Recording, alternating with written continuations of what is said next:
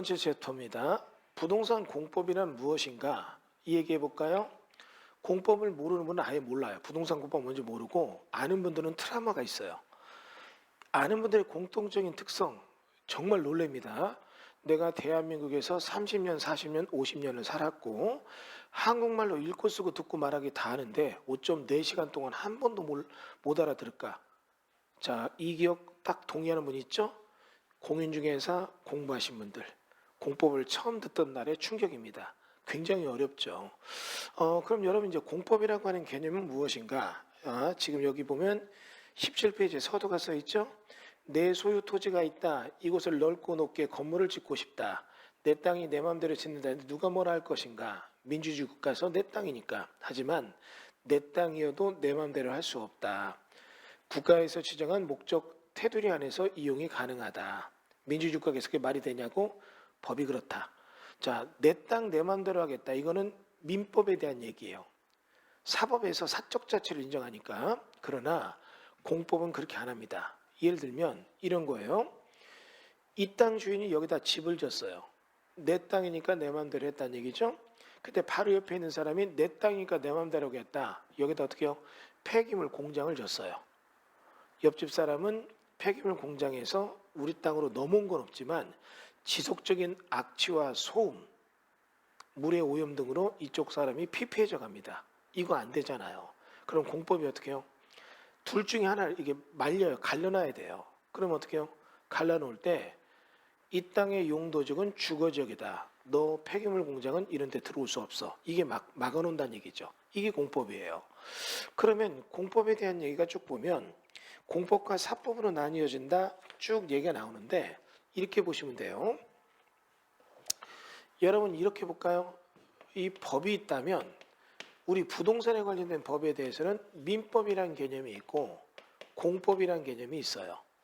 그럼 민법이라는 개념에 대해서 우리 지금 보는 건 사적 자치에 대한 얘기고 내 거는 내 맘대로 할 때 사유재산을 보장해 주겠다. 자본주의 경제체제에 맞는 내용이죠. 그럼 이런 내용에 따라 민법이랑 상법이 등장을 해요. 근데 이 부동산에 관련된 법 중에 민법적으로 관련된 것들은 물권법, 채권법 이런 게 있어요. 그래서 어때요? 전세권이나 지역권, 지상권 이런 것들 뭐 이런 것들에 대해서 제가 여기서 깊게 얘기할 시간 없습니다. 주택임대차보호법, 상가임대차보호법 이런 게 있죠. 그런데 공법이라는 게 등장을 해요. 그럼 이 공법이 굉장히 많이 있는데 이 공법은 딱 두 종류예요. 우리가 뭔가 개발하고자 한다면 개발의 종류가 공개발이 있고 사개발이 있어요. 그러면 개발을 하기 위해서는 먼저 선 계획이 있고 이 계획을 수립하고 그에 따라 공개발과 사개발을 이루게 하는 거, 이를 조정하고 통제하는 거, 이게 공법이라고요. 그러면 이런 공개발에 관련된 법은 공개발할 지역이 어딘가 위치를 지정하고 그리고 여기는 어떤 개발이 이루어지느냐, 공장이 많이 들어오는 산업단지를 만드느냐, 집들을 많이 짓느냐, 집을 짓는다면 독자적인 시가지 단지의 조성으로 어떤 도시를 만드는 도시개발법, 집 없는 서민을 위한 어때요? 국민 임대주택단지 조성사업법, 기업도시법, 혁신도시법 여러 개의 목적에 따라 대규모 공개발의 위치를 지정하고 그리고 거기에 그 자리에 어떤 도시를 만들까 계획을 수립하고 그리고 이 사업을 누가 할 건가 시행자를 정하고 이 시행자는 이 도시를 그러면 목적에 맞게 어떻게 개발할 것인가 실시계획이라는 걸 세우고 그리고 공사가 스타트돼서 엔딩되면 이렇게 해서 조성 토지를 어떻게 세일즈할 것인가 이런 얘기들이 공개발법이에요. 그래서 이런 게 많죠. 산업입지법, 도시개발법, 기업도시법, 혁신도시법, 경제자유구역 조성사업법 뭐 이런 것들이요. 두 번째는 사개발에 대한 법이 있다고요. 이런 사개발에 대한 법은 자기 법의 목적을 두고 이 목적에 따라서 일정 인간의 행위를 규정하고 규정된 행위에 대해서는 이거를 스톱을 치고 그리고 조건을 제시해서 조건이 맞으면 통과. 이게 공법이라고요. 이런 얘기죠. 좀 이해가 안 되면 다시요.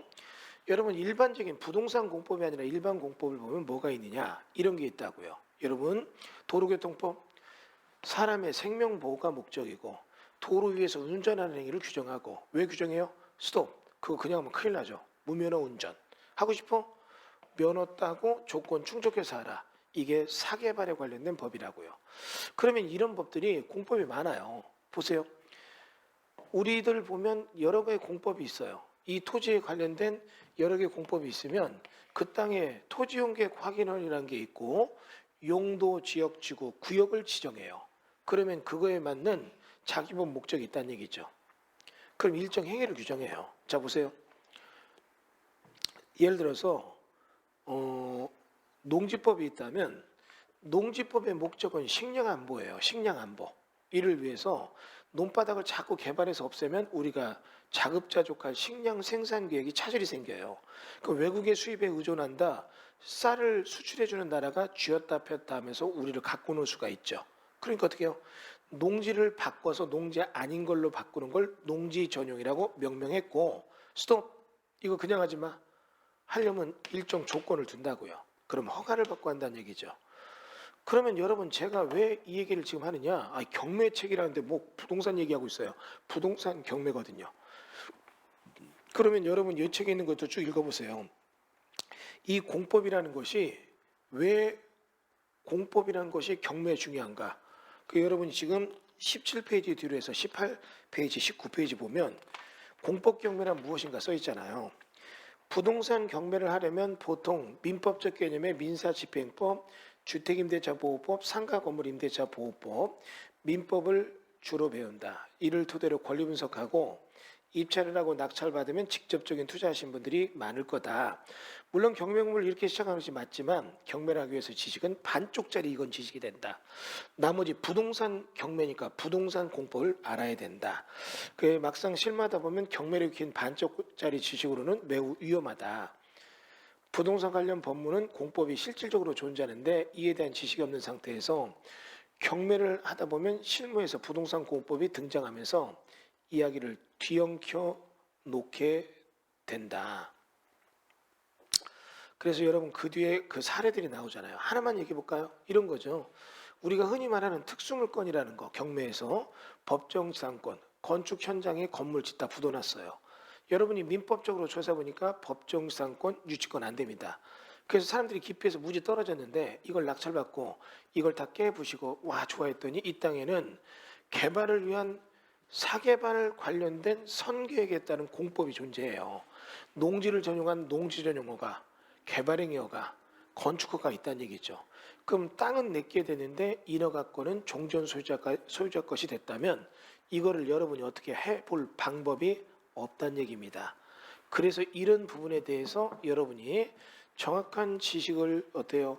모르면 그냥 낙찰받고 민법적으로는 하자가 없어요. 배운 데는 다 돼요. 근데 공법적으로는 안 되더란 얘기죠. 그래서 이런 얘기들에 대해서 공법을 모르면 손해본 얘기들이 그 뒷페이지에 쭉 나옵니다. 이런 얘기들 여러분 절대 무시하면 안 되는 얘기죠. 그래서 이런 내용에 대해서 어떻게 확인하는가 이런 것들이 그 뒤에 나오니까 여러분이 본 교재를 통해서 지속적인 학습을 바라겠습니다. 자, 두 번째 시간 여기서 마치겠습니다. 감사합니다.